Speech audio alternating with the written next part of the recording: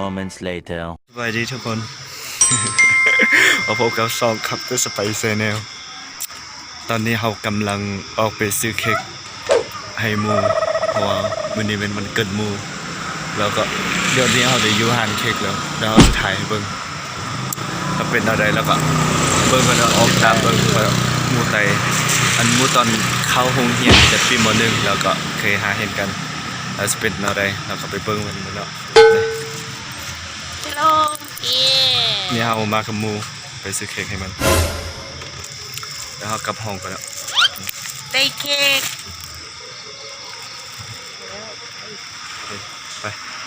ไปเลย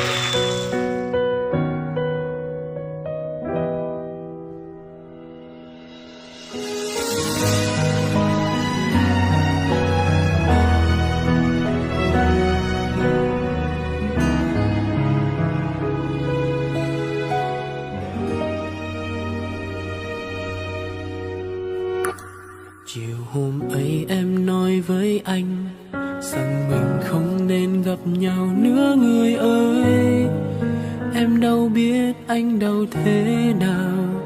khoảng lặng phủ kín căn phòng ấy. Tim anh như thắt lại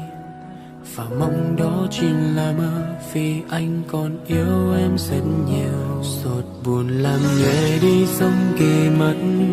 hòa cùng cơn mưa là những nỗi buồn kia. Em khóc cho cuộc tình chúng mình, cớ sao còn yêu nhau mà mình không thể đến được với nhau. Vì anh đã sai hay bởi vì bên em có ai kia.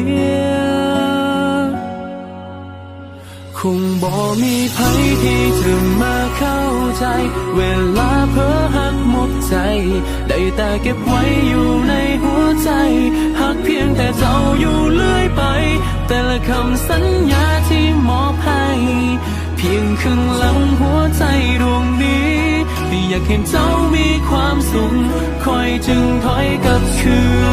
นส่วนเวลาผ่านมาเฮาหักกันจริงเหลือแค่เพียงลมแรงยิ่งคอยเห็นน้ำตาเจ้ายิ่งทำให้คอยเจ็บเท่าใดคนที่เข้ามาเฮ็ดให้คอยหาเขาได้จากไป